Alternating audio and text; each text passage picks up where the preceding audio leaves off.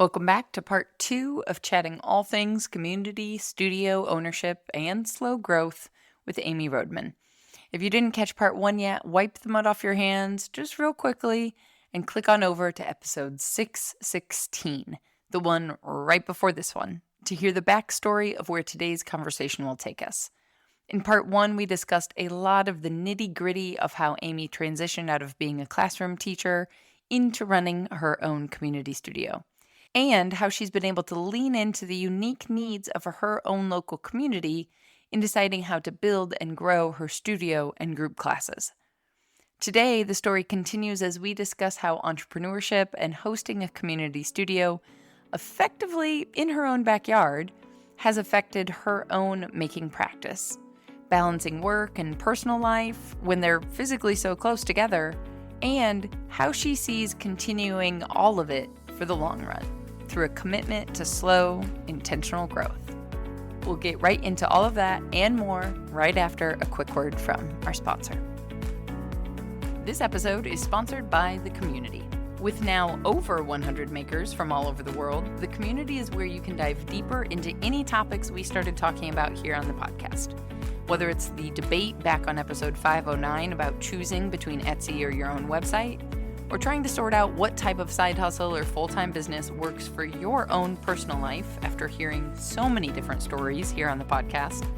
If you've been listening along and finding yourself wishing for more at the end of an episode, The Community is that more.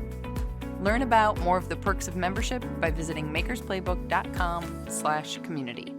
Or send me a message and I can put you in touch with one of our members to get an insider's perspective. Now, on with the show.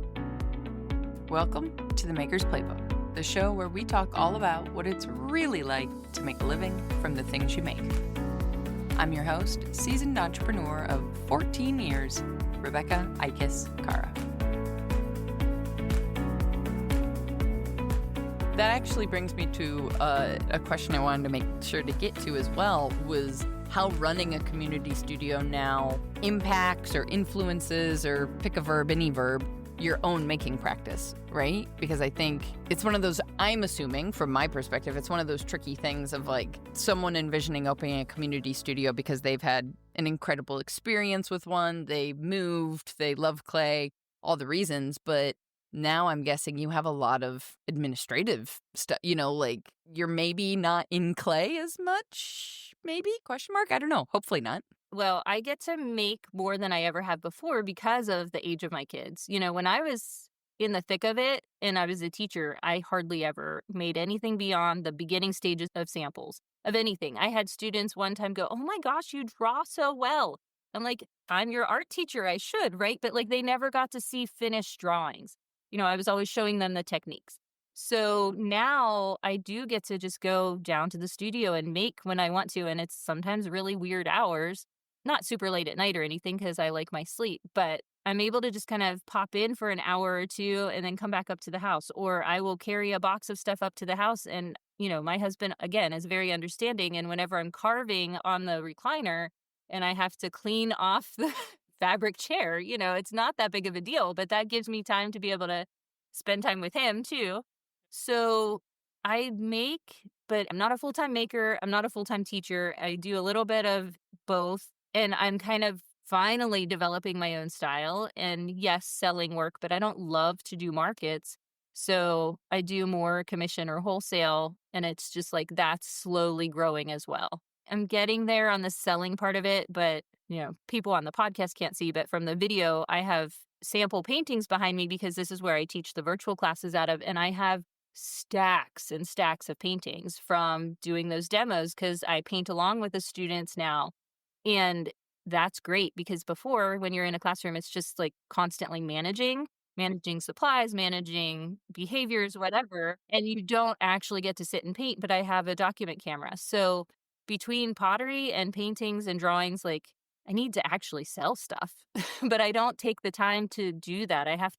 My goal this year on my bingo card is to like sell online, is actually get my products out there. That was actually going to be my next question. If it was something you wanted to do, or if, the passion is really with teaching. I mean, and it can be both. We don't have to pick one, but I just know it's so hard to to grow multiple things at once can also be like, okay, I'm not getting traction over here. I'm going to work over here, but now I'm back over here and, like a ping pong back and forth.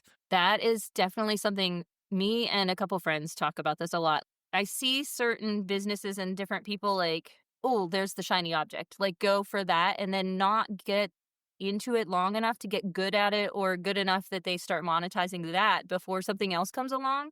And I'm not saying that never happens to me, but I have definitely kind of been able to focus on one thing long enough that I feel like things are running smoothly enough that then I can move into the other. So yeah, I would say I'm a pretty good balance. I love to teach, but I love my quiet time as well.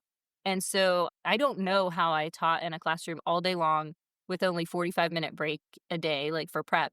I was with kids constantly. Wait, yeah, let's clarify. That's not a break. Prep and a break are two different things. Well, okay, I had a 30-minute lunch and I had a 45-minute prep, and the rest of the time I was with children. And you're on all day, and I didn't realize why I was so exhausted all the time until I started having more of that quiet time that I do have to do the administrative work. And there are days where I barely open my computer or I'm checking emails on my phone, which I hate to do, but it's because I'd rather be in the studio. So I am not always good at balancing that. My social media is not curated.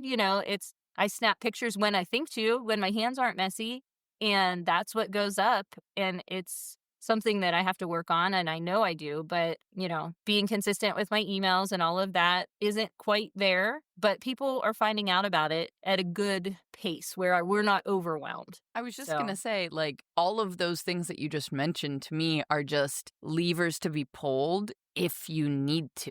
I mean, okay, you can't wait until, if you were seeing a slowdown of students right now and you didn't even have an Instagram account, you couldn't all of a sudden try and book 100 new people into classes by posting for a week maybe, but I think everybody gets that. However, you're growing at the pace that you want to grow, you're seeing new interest, you're having more people show up, at least on the studio side of things. I don't see a problem. right. I mean, it's slow growth. And it's one of those things where, yes, I left a teaching job where I had that steady income and the benefits and health insurance and all the stuff. And, one of the teachers and I were standing at the end of the hall the one day, and he's going, "Are you sure you want to do this? You're leaving a teacher's pension, you're leaving all the stability." And there are days when I question that, definitely. Basically, teachers in Western Pennsylvania don't make that much. I was there long enough, but I'm like, listen, I feel like I can go anywhere and make $50,000. I can do that.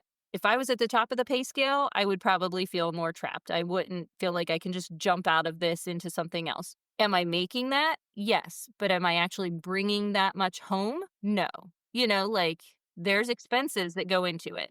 And I don't have rent. We own the building. So that's fantastic. But there's still $1,000 clay delivery that came the day that you messaged me about being on the podcast. There's expenses because we are addicted to glazes. So we have 50 glazes.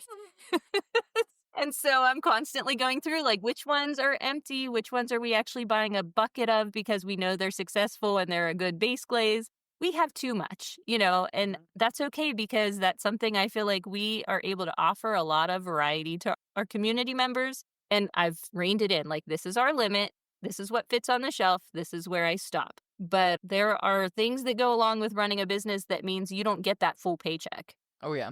Especially as we were talking about before we hit record, both of us being in this, very much a growth state of okay, there's enough people interested in what we're doing that we know this can work, but it's not a full-time salary. It needs to keep going in order to stick around, in order to have long-term, to have it work and to be viable and have the numbers make sense. There is that natural early stage period of time where it's yeah, these numbers aren't working yet, but we're paying attention to what's happening maybe. Well, and I also think there's enough people that come to my studio that totally can relate to this. Whenever I mentioned about family members being in the hospital and different traumatic events, yeah, I started going to therapy and I started going to art therapy specifically because I'm this is something I need. I need to be creative while I'm talking. And so before today's talk here with you, we hashed out this is how I need to move forward and be motivated to make that growth happen. And if the studio's only making this much, how am I filling in the leftover that I need to kind of keep going with? I do need another part-time thing. And so that's why I'm doing the residencies. But do I love going into schools? Yes and no. I love the teachers I work with. I often am with friends. They're willing to host me and we do really cool projects, but I'd like to just ease my way out of going into schools and be my own boss completely.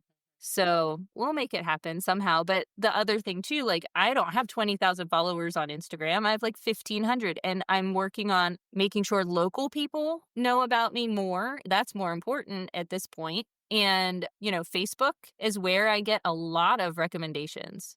I've found like I like Instagram for different reasons than Facebook because I feel like we get tons of ideas. A lot of the community members are sending me and other people, like that's another way that they've connected. Like we're sending each other really cool ideas or funny memes or whatever. And because of Facebook groups and all the local groups, that's where if I post in there, that's whenever I start seeing traction. And I don't want to be annoying and do it constantly, but I get more local people kind of finding out about us through that because one of the girls that's been here since May of the very first year one time looked at me and goes, "This was the best thing I've ever found on Mountain News." Like we're in the middle of nowhere. Mountain News is one of the groups that most people are saying like, "Why is the mountain shut down?" or "This Right. dog has been loose." And then, there's a pottery class 15 minutes from me in the middle of nowhere. I don't have to drive 30 minutes to go somewhere. Or into the city, because this is the interesting thing about, like,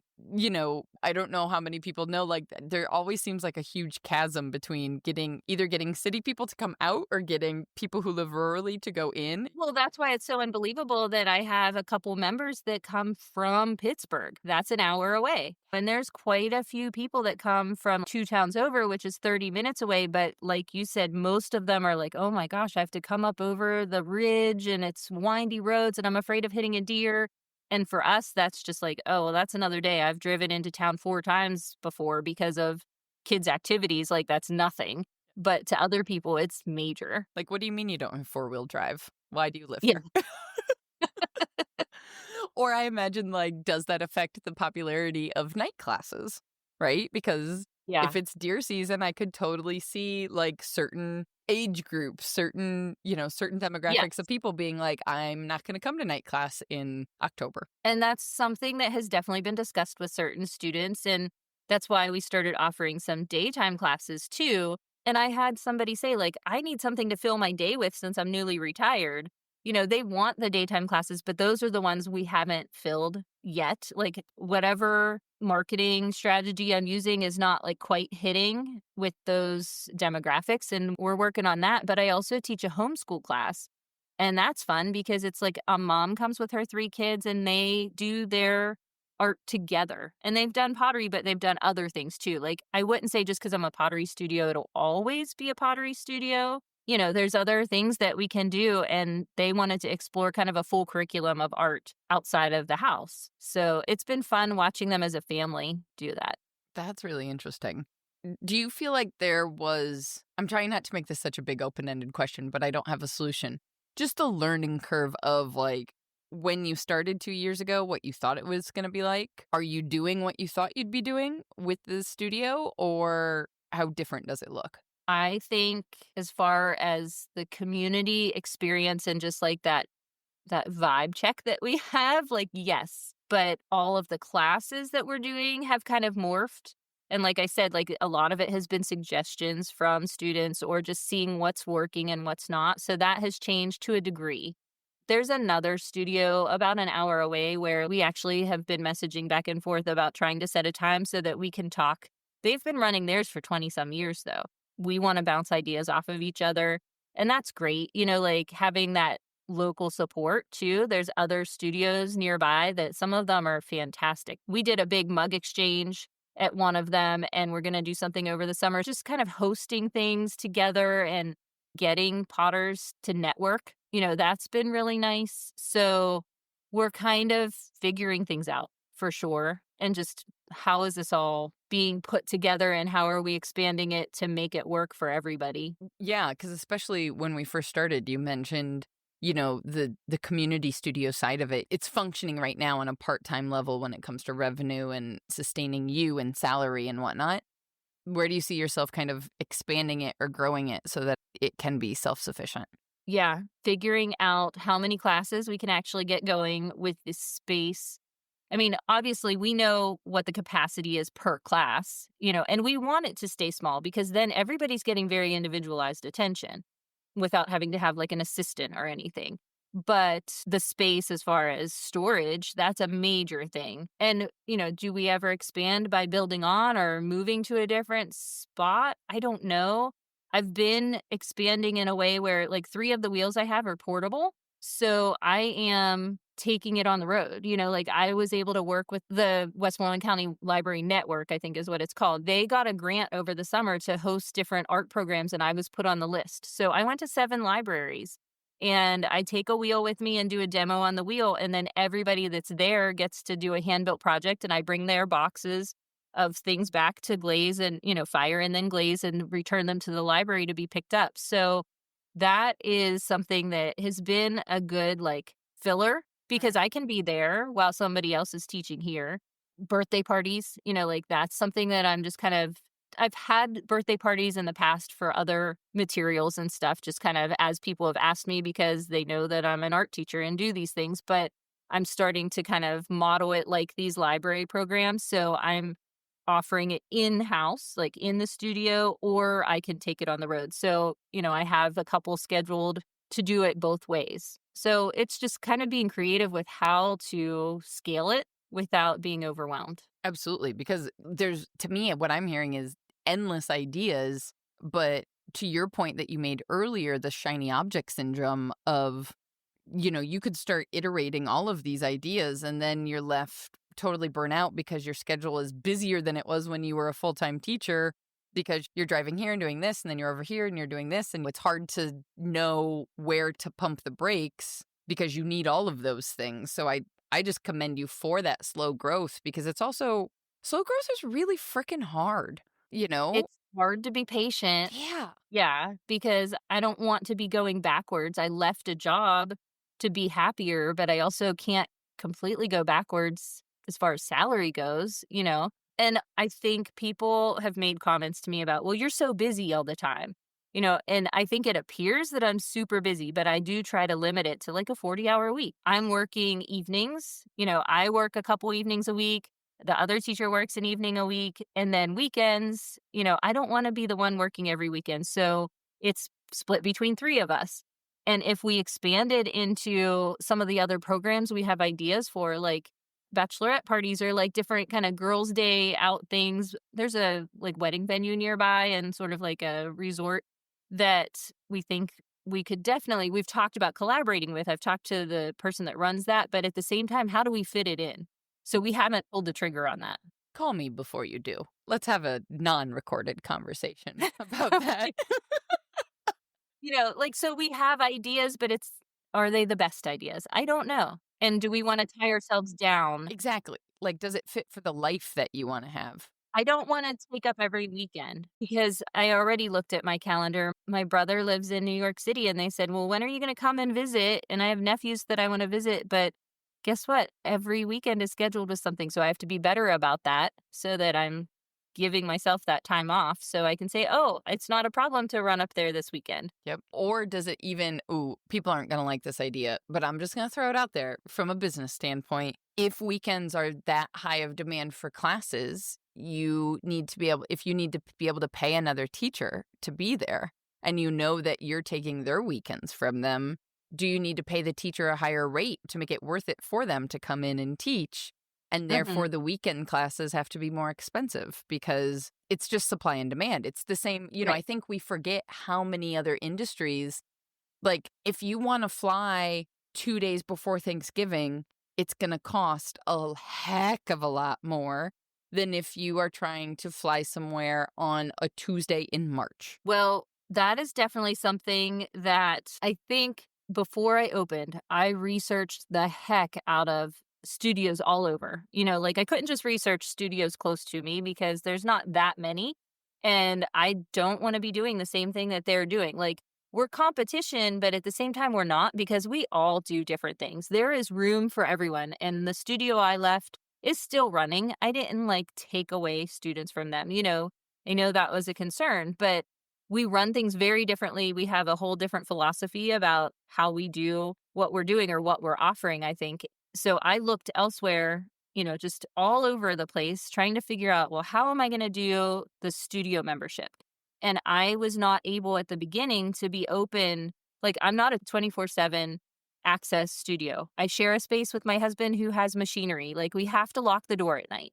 It was one of those things where what is fair? And so instead of saying this is the monthly membership fee and then you pay for your clay or whatever, they just pay, like, I upcharged a block of clay. And so that price for one block of clay includes the glaze and firings. And I don't care how long it takes you to use that clay. We have people that can't be here for medical reasons or they travel a lot or whatever. Someone's in college and they get busy. And so they take a long time to use a block of clay, but I don't care how much time they're able to be in the studio. I don't think it's fair to charge them when they haven't been here for a month and a half. It's what is affecting me, I guess. I'm the one having to load the kiln and fire the amount that they're making. So they're paying for the amount that they're making. Right. And that's the way I went. And then with class fees, are we the cheapest around? Absolutely not. Are we the most expensive? No. But like it's a fair amount based on like the research I've done all over the place. Right. I think this applies regardless if somebody is thinking about teaching or opening a studio, but it's the subject that comes up over and over again. And it was something I still struggle with. I struggle with less than I used to. It used to really get at me in terms of that concept of affordability, right? Like, I Mhm. want to be affordable. I want to, whether that be classes, whether that be the products you're selling, what you make. And the question I finally came around to for myself, and hopefully it's helpful for others, is like, well, affordable for who? The arts are absolutely not equitable, and that is a problem, and that is a completely different subject in a way, but it's connected. So I acknowledge that and recognize that, but also if we're trying to keep class prices under a certain amount, that also controls how much you can pay a teacher. It's a matter of like, are we being fair or equitable to the teachers? Because if we have to pay them the same hourly rate that you get for working at Target, for a highly trained skill. Oh my gosh. Well, that's exactly how I feel about it because I was being paid not much more than my 15-year-old was at the local home and garden store, to teach pottery classes. And I'm like, I can't keep this up. And I did leave a job that I got paid more, but I enjoy this, but it's not the right trade off. I just need to get my own kiln, my own wheel, do my own thing, and feel like I'm worth what I'm worth. And you can't just pull someone off the street and be like, hey, I need you to sub for me. Like if they don't have that background knowledge. And so my model, they get paid so much for 1 to 2 students in a class as a base that we've discussed and feel is very fair, and it's not a teenager's salary. And then if they have up to 5, 6 students, it's a considerable amount more. So, it is based on how many students are in the class. If they only have 1 student in the class, am I losing money? Yes. Am I willing to still hold the class? Yes, because usually they're getting such personalized attention that then they are willing to stay and then the class, like more people start filling it up. I don't want to cancel, and I just look at it more as an average. Like everything averages out. And if I were continually losing money, then no, this isn't going to work. This is not the right model to go off of, but it's working. Well, actually, that's a perfect example because then that is how, instead of looking at each individual item we offer, whether it be what you're selling at a market or whether it be classes, you're looking at the entire portfolio, if you will, of, Mhm. birthday classes that are crazy high demand, but means you have to travel somewhere to create something very specific for this one group of people. You can charge more for because the demand's higher. So that gives you a buffer that then can kind of be chipped into for the class that's not filling yet to be able to pay that teacher the rate that they deserve, even if there's not as many students. Like it all, the idea would be that at the end of the day, at the end of the month, at the end of the quarter, whatever, it works as a unit altogether. instead of like, oh, this one thing I offer doesn't have the same profit margin as the other thing. Exactly, and I actually have had students comment, like, one saying about how I am more expensive than another place. Well, here's what I offer versus what they offer, and I see the value in that. We have tons of surface decoration techniques available. We do things in a different way. We have 3 different clays that we use. The other student that there was a space that opened up and they had a friend that wanted to be in their class, and the minute she heard that, she's on the phone in the studio calling her saying, "Hey, there's a space opening for, starting next class. If you are interested, do you wanna grab it? It's only this much per class." So, like, they had 2 different viewpoints on the same priced class. And that's always gonna happen. I don't care what you're selling, classes, mugs, that is always going to happen. And also it's always gonna happen at every price point. I was too expensive for some people when I charged $3,000 for a wedding. When I quit, I charged more than 3 times that much. Like We're not our ideal customer necessarily, you Mhm. know?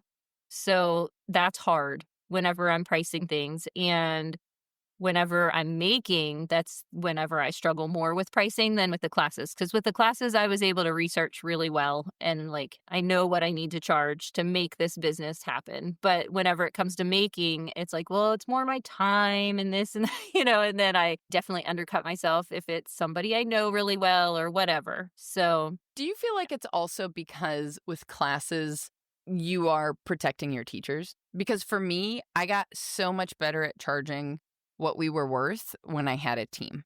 Because to the point that you mm, just mentioned, when it was quote unquote just me, it was my time, it was my own perception of my worth and all of this type of stuff with some very realistic math factored in terms of the cost of health insurance and rent and whatever. But once you got outside of that, it was kind of like, "Oh, well, I can make it work."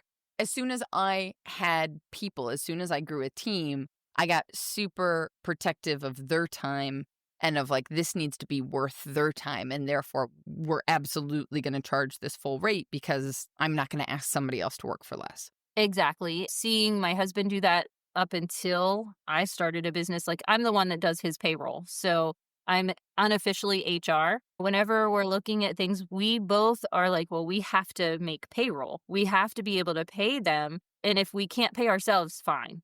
But we're going to pay them. But we have to pay ourselves as well because this is our livelihood. This one building and 2 businesses is our livelihood. We have a daughter getting married this year, like, there are expenses. Also, side note, I feel like you must have a 12-year-old marriage situation because every No. time you talk about your kids, I need to know what's in the water in the mountains of Pennsylvania. Because every time you talk about your kids, I'm like, you are not old enough. Nobody can see you on the podcast. But I'm just like, it's not possible. Amy had children at 15. Um, No. I was 24 and 27. Like I said, I cover my gray really well, and my mom just has really great skin, like, it's so soft. So, I have wrinkles, but I mean, you were a school teacher and you still, like, there's just no. I expect just from the teacher, let alone from the motherhood, to there to be just more. yeah, like, my face is sagging, right? No, it's all very young. Well, I'll take it for as long as I can, but yeah, no, I got married right out of college, and we had our first 2 years later, and she's out of college now, so yeah, both of our kids graduated last year, high school and college. Wild. It's wild. But yeah, to Mhm. your point, okay, maybe you can go one payroll cycle without paying yourselves. This reminds me a lot of the conversation I had with Isaac Shu recently in terms of that local audience, in terms of, kind of living under your means, if you will. Yes, you own the building, so you don't have rent, but it still costs something to build the building. You potentially still have a mortgage. And we have insurance, and there are costs to running a business. That's the only thing that I don't do myself, is I have somebody help with the books. And that was that women's business network that I belong to. That's how I found her, and she specializes in micro businesses. And, at first was just teaching me how to actually, like, keep track of everything so that I was doing it right. And then eventually I had her take over, and that was a godsend. Like, that is one thing I took off my plate, and I know it's being done right. And we meet every other month, and she shows me all of the reports and tells me like, okay, this is a good profit margin, this is happening, this is a goal to move forward with, or this aspect of your business isn't bringing in enough to really focus on it, so is that something that you're willing to drop, so that's really helpful having that outside just eye or insight to what I'm doing. And then I get a monthly email reminding me of what those goals are, that we've set together. So that's extremely helpful. And then I also am really good at thrifting. I don't go shopping much. I will thrift the heck out of every store around. I love to find super great deals. And a lot of the stuff in the studio are kitchen items and, wacky things that you find for a quarter or that I cleaned out of my own kitchen. We just figured out how to do things without a lot of extra spending as well. But if we need something and we know it's going to make our life easier, I will consider buying it. Like there's the Giffen grip. Like I didn't buy one of those for the longest time. And I was watching somebody sand the bottoms of their pot with it. And I've kind of wanted one anyway, but that's what sold me on it. And now we have a mini because that fits all of our wheels really well. And that is like everybody loves it. They're like, this was the best investment ever. Listen, this is my very public. I cannot tap center at this point Me in neither. time. I need to I practice hate it to. more. I'm sure that I could learn it. It's a learnable skill, but in this moment of my skills, I cannot tap center. So therefore, I hate trimming because just having to recenter a pot is just exhausting to me. However, I married a purist. I Oh, married a production potter who learned everything in its proper way. He had to learn how to trim before he learned how to throw, and he uses all of the chucks that he has made to, right. trim on a chuck and all of this type of stuff. Very traditional apprenticeship master potter way. So that's great that he has those skill sets. Good for him. But he's like, "You do absolutely, we are not buying a Giffen grip because you just have to practice." And I was like, "What if I didn't have to buy it?" So this is my very public, if Oh, anybody's looking for a sponsorship or a giveaway, Giffen grip, I'm looking at you, my friends. Help a girl out. well, I will say this, like, I don't let anybody just hop on the Giffen grip right away. I teach how to do everything with the most minimal tools, but I also have the belief that these tools are made to increase efficiency, make your life easier. They're helpful for different purposes. So they are used all the time, but everybody learned how to use lugs of clay and like center, use the needle tool, center your pot because at the beginning, a Giffen grip isn't going to help them out tremendously if their pots are really wonky anyway. So they have to gain the skills and get better before they are using that regularly. And it's the same with like the opening tool. Yeah, the boss base. Yeah, the boss base. That was kind of a Christmas gift for the studio. So I try to get something for the studio that's like helpful to people. And that was one where do I rely on it whenever I'm throwing a whole bunch of pots at once? Absolutely, because then my hands don't hurt as much.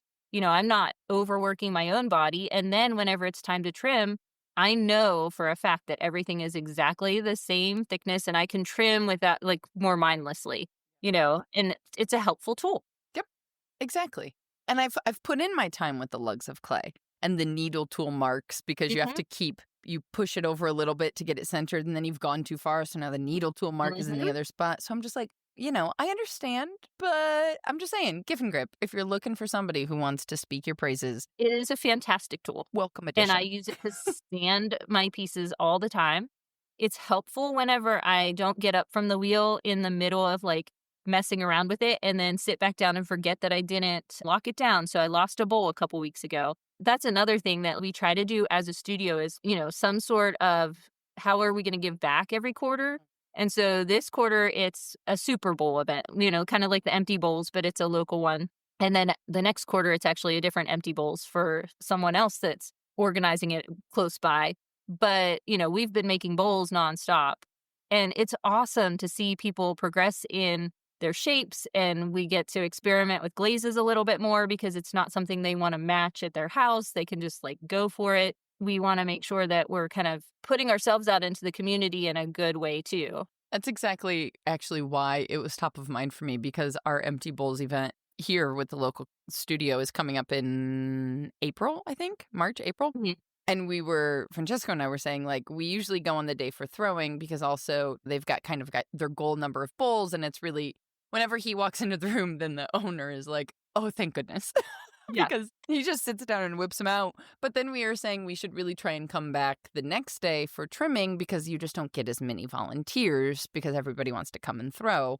And I was just like, man, the number of bowls I could trim if I could tap center because that is so much faster than I'm just Mhm. picturing myself sitting there using the freaking needle tool on someone else's bowl. So I also don't know it as well. I was just like, ah.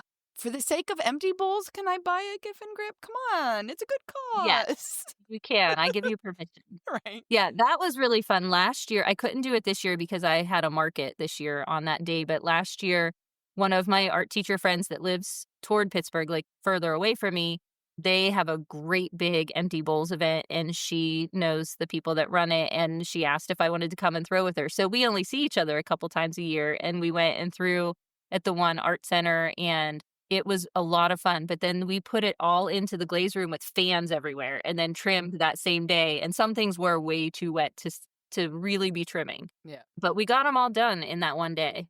That's amazing. Oh my gosh. For anybody listening who hasn't heard about empty bowls, I think it's only in the US, but as somebody who used to work for nonprofits and direct service and understand that not all nonprofits are created equal in terms of how the funds are used and whatever, like it is such a great organization. I Mhm. kind of researched the heck out of it before we got involved and just the way that their focus and things in terms of trying to break cyclical problems is really really good. So, Yeah, even whenever I taught in a neighboring county, we donated bowls, like, my 4th graders and middle and high school kids, well, mostly high school.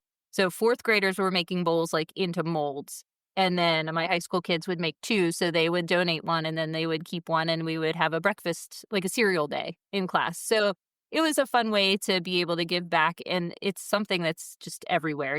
We were able to do it in multiple counties, and we can't wait to go. That's another thing, that it's a low pressure friendship at the studio where we have studio outings and, like, people get together from the studio. That's the only time we ever, like, do things outside of the studio, I would say, but, like, pencil in the date for the Empty Bowls event, or the one girl has an exhibit coming up at the local museum where it's such a cool thing where they are doing floral arrangements based on the artwork. It's called Art in Bloom. And so she's making a pot here to be part of her display.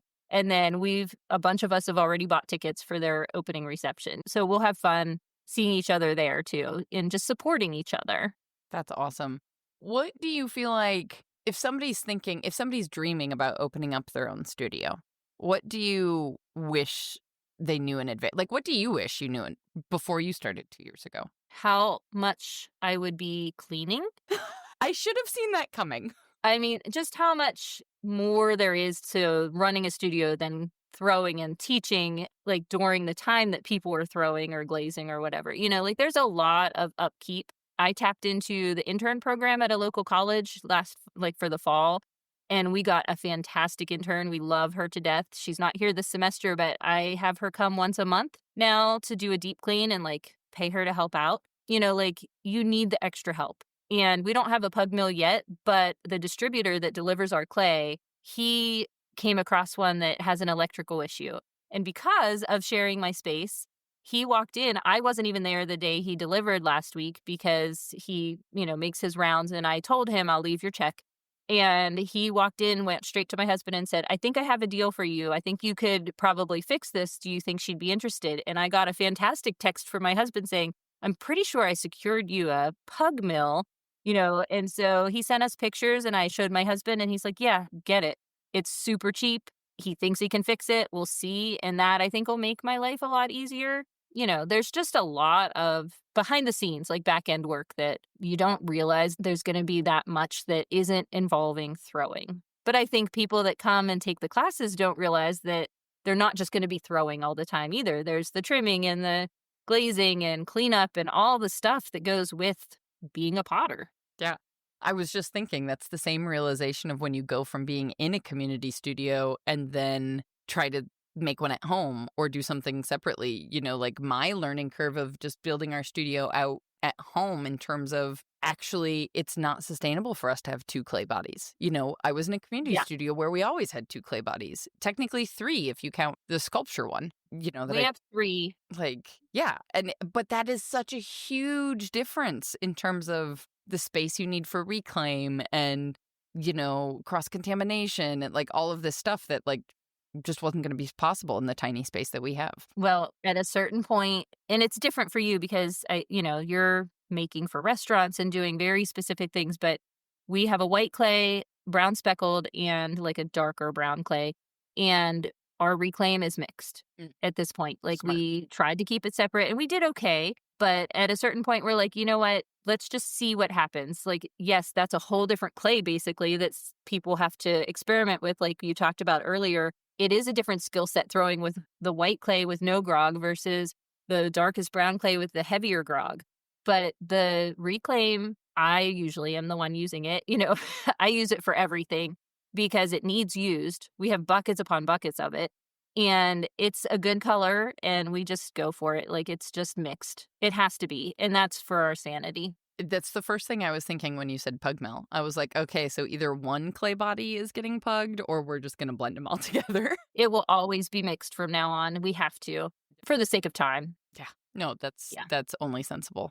I'm gonna ask you a blatantly obvious question. It feels a little uncomfortably self-promotional, but I'm genuinely curious, to be honest. Because you have this amazing in-person community that you are growing, why the heck are you in mine on the internet? Not mine, ours. I mean, I just have the keys to the door, that's all. Yeah, no, seriously, your community is business based, which, as I started up, I needed that. I went to school to be a teacher and I've taken other classes since, but not like for credit. I don't have a business background at all. I joke that I'm HR for my husband's company, but I mess things up. And do you know how I fix them? I bake them pies. Today they got a peach pie. And that's because 2 weeks ago, I forgot to submit payroll. Like, I never forget. It's on my calendar. I forgot. And so their payroll didn't hit their bank accounts on Friday. They had to wait till Monday. And I'm like, I'll make it up to you. I'll make a pie. And so that's how I bribe them. But it's one of those things where not everybody that comes to my community is in business. I need to bounce those ideas off of people. It's so helpful, even just reading other people's questions and then the responses that they receive. Like I learn so much. As much as I love everybody that's coming in person, I needed something that had to do with what I was doing for my job. That makes more sense. All right. I love the fact that I can connect with people that are like-minded and have things in common. And I have a network here of other artists and stuff. It's not like I don't love all the people that I'm around, but one of the things that I absolutely loved was being able to go to NCCA and meet these people in person and have that community and like not be alone in a crowd of 6,000 people. That was the best thing. That was the first time I went to NCCA and I didn't feel alone. Like it was really good to finally meet people that we've talked to. I feel like I had a connection with some of them, but I didn't know them. And now I feel like I know them, and it's so much more meaningful when they answer my questions in your community. 100%. It's interesting because I also feel like there's so much more excitement when you do meet a person in person. There's a list of people that I'm like, "Ooh, if I'm ever traveling, if I'm in Florida for some reason, I know who I'm gonna call Oh, up yeah. and get coffee or who has a spare room or Austria or Australia or New Zealand or Ireland or, that is are we all gonna be able to meet each other always? Maybe not, but, that's a really cool thing to know that you even can potentially, you know, do. Yeah. It's almost like you have a built-in tour guide for anywhere that you wanna go on vacation, right? Because you can ask them questions about where's the best place to go, and they can give you that advice or, just seeing somebody in person is different than online. You can talk back and forth and type, but having the Zoom meetings too, like, you feel like you get to know people, and that's something that I don't think everyone realizes. yes, I'm doing things in person, but I do teach virtual classes, and I've had people say, like, "Well, how do you even really know the kids?" I feel like I have a stronger connection with the kids that I teach online than some of the kids I had taught in the past in person because you can have smaller one-on-one conversations. It's not constant classroom management and cleanup and just down to business.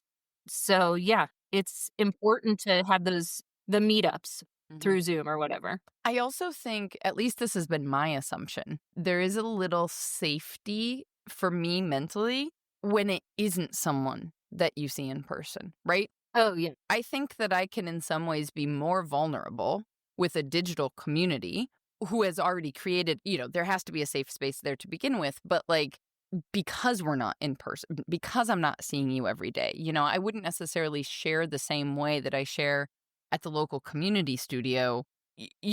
Right. Like, it's almost like looking somebody in the eye is different than like, hey, I need to share something that's really difficult right now and I need a support group, but I need to be able to do it in a way that, like, I don't need to then have you staring at me after I say this out loud. True. I don't Yeah, know. and I think you can kind of gauge who's receptive to that, who you trust to answer certain things, and whenever you are running a business that is a creative business, having that network of people is important because other businesses aren't run the same way. So, one of the things that I got to do over the past like year and a half was I was accepted into a cohort and it was called Acre Alliance for Rural Creative Entrepreneurs, I believe is if I remember correctly, and I don't ever have to say it, so hopefully I didn't say it wrong. But it was specifically like business trainings for creative businesses. We met over Zoom every 2 weeks for different topics. We were able to get branding photos done. We had one-on-one business coaching and like this experience was so helpful because whenever we did have our in-person meetups once a month, it was other artists who also are trying to make a living making their art. Their concerns are so much different than my husband's business, or I'm around that every day, but we're not run the same way. I also think the other thing I was thinking about with the virtual and the vulnerability is it's really important to have a community, like you were saying, other studios, okay, they're sort of competition, but they're not competition. But since they are doing the same thing you're doing nearby, you don't necessarily share in the same way you do when it's somebody doing something similar to you, but across the country.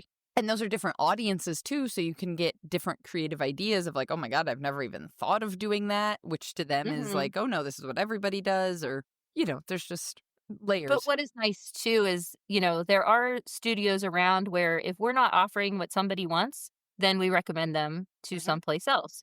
And we had a graduation ceremony for that cohort that I belong to, and we had to present basically like, what did we get out of being in this training? And there were ladies from the local art center that came. And so afterward, when we were all sitting around eating, one that I knew pretty well came over to talk to me and she's like, so we were talking, and I know you're kind of competition, but they were wondering, and she was like real hesitant, like, do you want to put your work in the art center's like gallery and gift shop? And would you want to potentially teach a class?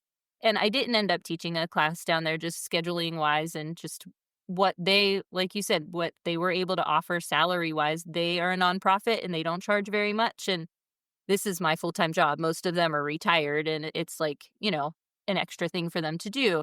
So that didn't work out, but of course I want to be part of their art center. And no, I don't view them as competition. We are all in this together because I always say community over competition. And I don't feel like everybody has that same attitude. And it's sad because we should be able to build each other up. As cliche as it sounds, I mean, I've heard this phrase endless amounts of time, but, what is it? A rising tide raises all ships or whatnot, and it's like, that sounds annoying, but it's true. Mhm. You know? Yeah, build each other up. We all have different styles. Every single person that comes to my studio throws differently even. Like we're not making the same thing, even if we're making the same thing. If you lined up all of our mugs, they are going to look different, and it's awesome. I realized the one other question I wanted to ask you, and then I will let you go because I'm sure you have many other things to do. Tonight's actually my night off. Oh, well, this isn't very much of a night off then. I knew this. I was like, I know we'll just be able to keep going. But I'm so glad you mentioned Acre because I will say one thing I feel like watching you grow this over the last couple of years and in our conversations in the digital community is you seem to have a knack for tapping into grants or local resources and obviously local is going to be different for anybody listening, Mhm. but is that just a knowledge that was built in from years teaching? Or, like, how the heck did you even find these things? I have received a couple grants whenever I was teaching. Like, we set up a huge screen printing setup in my school. We did not have a kiln and did not have clay at the beginning, and about 5 years in, I asked for a kiln when they built a new building, and then I was surprised with wheels and things. So, let me tell you, teaching 100 sixth graders how to throw every year, that's a little stressful. And yet again, your skin is so great. I don't understand. If I can teach 12-year-olds how to throw, I feel like, okay, I've been through it. I can figure this out. But, you don't realize there's all these opportunities out there unless you look. There's all kinds of stuff that you can tap into, but you're not going to know unless you search for it. And the grant, I did receive a $2,000 grant that was awesome because now I have a setup to be able, like, people take pictures of their clay right there in the studio. Like, it's set up all the time. We have a nice camera, we have the tripod, we have whatever. And that also allowed me to upgrade my computer because my laptop was poop in the bed. Like, it was not working anymore. And so in order to run the business, I needed to be able to have something that I could run it on. And that was very helpful because it was stuff I wouldn't have bought because I didn't have that in my budget. So knowing that this was something available to us, you had to, like, go into the business center that was locally there to help. They would recommend you. And then because I was part of Acre, somebody, like, proofread my grant and suggested things to, like, make sure that my project that I was proposing was good. So making those connections with, like, local colleges, they have business interns or they have centers to help local businesses succeed. You just have to take advantage of it, but you have to look for these things because I don't think many people know that it's out there. Like, there's stuff out there to help you. Yeah, there's a reason grant writing is a job unto itself, too, to where I'm like, there's some Yeah. of them that I see that I'm like, okay, this would be awesome. But the amount of the work to even submit it in the first place is like, actually, I'm going to spend, if I think about my time or my hourly rate or whatnot, this is going to cost me so much more than what you're actually, it's just, I'm just Right. It amazed by the number depends. of things you've been able to tap into. It's awesome. Well, I mean, working in a high school too, it was sort of the same way with scholarships. There were students that should have applied for scholarships and wouldn't because they didn't want to take the time to write the essay or whatever. And I would always tell them, okay, think about the part time job that you have that pays you minimum wage right now. How many hours do you have to work there? And if you would get this scholarship, like, how much time is that saving you? It's not going to take that many hours to write the essay. And still, so many of them wouldn't take advantage of it. Or, I applied for that scholarship and I did, or that grant and did get it. But, I've looked at other ones and I'm like, ugh, is this worth my time? And I have a list of grants that someone from my business network meeting, like the in person meeting I go to every other week, that one of the ladies there shared with everyone. And I saved a bunch of them, but you're right. I haven't taken the time to actually apply to a few that I thought I would classify for. And I really should. It's just prioritizing things. And I have not prioritized some of the things that maybe I should because it's like I'd rather be in the studio. I don't Right. want to be behind the computer. And it's the same with the residencies. It's word of mouth, I think, a lot of times because that was a program that didn't have many schools taking advantage of it in our county and just our surrounding area. And then it was like, if I was going to work, I needed schools to apply for it. I need to schedule myself, but it's all grant funded. And if you're a school that has never had it before, it's a totally free program. But none of the teachers knew that. They didn't even know it was available. So just spreading the word. If you know of something, tell others you think that it will benefit. Yeah, exactly. The other thing I was thinking was some of them I was saying, like, it's hard to find them for if you're trying to start a for-profit business. But then on the flip side, there's a lot of them that, they have to use the money. if they don't use the money doesn't ever come back to that. Like, it has to get used. And so then Mhm. there's a lot of things too that it's like, well, you might as well apply, because if they got 3 applications that year and, yours was the best one, or if, okay, maybe you didn't quite fit the brief, but, again, the other ones really didn't fit it. Or they were able to split it between the 3 that actually applied Mhm. because yeah, there's a really awesome place about an hour from me called Touchstone Center for Crafts. I don't know if you've heard of it, but it's like an arts and crafts school that got to go on a scholarship whenever I was in college, and I vowed that I would go back, and I've gotten to go back almost every year for a long time now. I chaperoned their teen week. All those teens go on scholarships, or most of them do. But they have educator retreats, and so I applied for the scholarship in the 1 year, and I'm guessing because of the pandemic too. Again, like, they have to use the money that is allotted for stuff, and normally you just get your workshop fee processed, but I got to stay as well. They were able to give us, like, bigger scholarships than normal, so we were able to stay on campus without paying for that portion of it. And that was the same way in a school. I had a budget, and if I didn't basically ask for the same amount or more supplies every year, my budget would get cut each year. So I always asked for a couple $100 more than I did the year before and thought, these are like bonus items. Let's go for it. And if I get it, great. If not, if I have to cut it, those are like the extras I don't really need anyway. And only once out of the 10 years that I did that did I have to cut anything. Like, you have to use the money or you're going to lose it. This is opening up a whole different can of worms, and I'm supposed to be trying to, like, wrap this up. But it's the same in corporate, and it has always boggled my mind that, like, we are training people to spend money whether or not they really need, like, so instead of rewarding Mhm. the teachers or the people who, like, were strategic with their budget and underspent, and therefore you get more next year because you're responsible. Instead, like, I cannot tell you how many times I've gotten emails from legacy corporate clients that I have who are like, "Hey, we want to bring you in to do headshots, but, can you run this card before, Friday, which is the end of the month? But actually, the headshots are going to be 2 months from now. Can we do that? Because it's the next quarter Yeah. or the next calendar year or fiscal year." And I'm just like, money's just fake. It's just all pretend. That's Mhm. okay. None of this is real. Great. Yeah. Unfortunately, we have to live off of it though, and that's why Uh, we have these businesses. did we just come full circle on healthcare there at the end? That's how we're gonna. Maybe. Yeah, because that does cost me a lot now because it's not a benefit that I have with my job. Oh Lord. So, because of my husband having an employee, we were able to get a group plan, and that's Oh, how I finally was able to quit my job. Yes. interesting. All right, we'll talk about this later.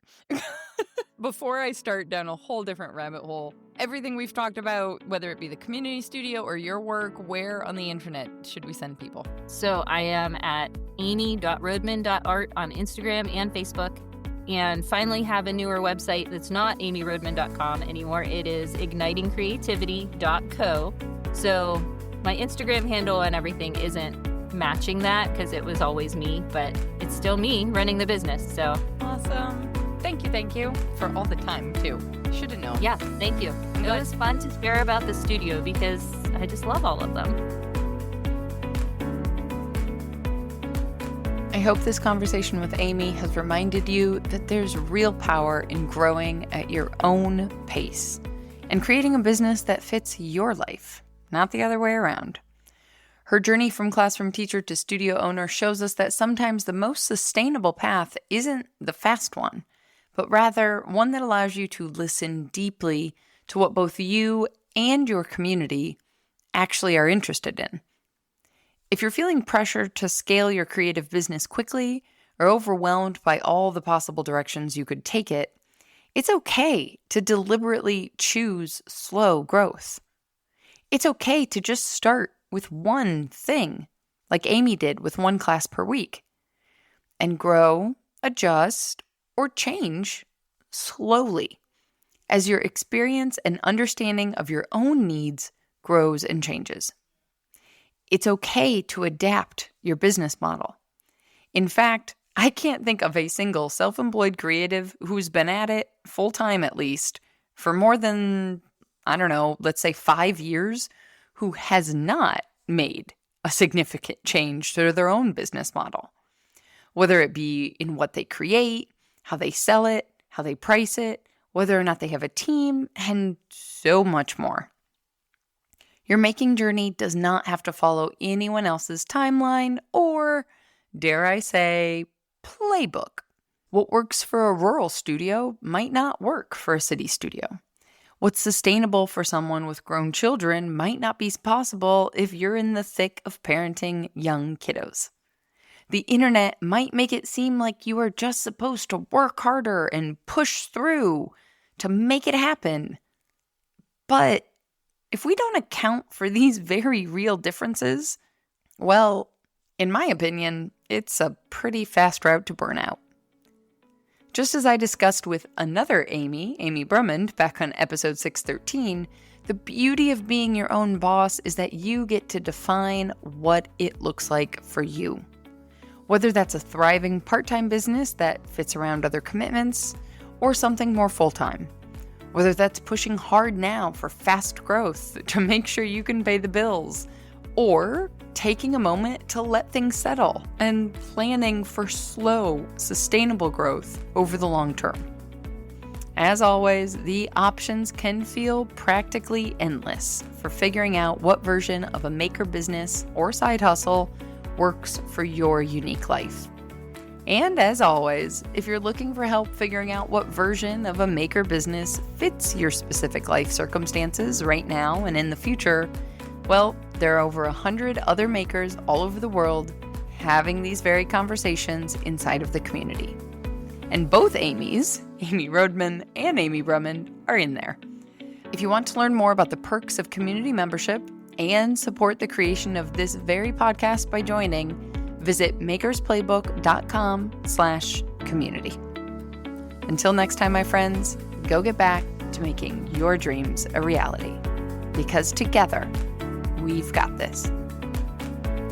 Audio post-production of this podcast is made possible by help from Christy Kotzfan, with promotional material assistance from Queenie Maliki. The Maker's Playbook podcast is recorded on the original homelands of the Potawatomi, Ho-Chunk, and Menominee people, where the people of Wisconsin's sovereign Anishinaabe, Ho-Chunk, Menominee, Oneida, and Mohican nations remain present.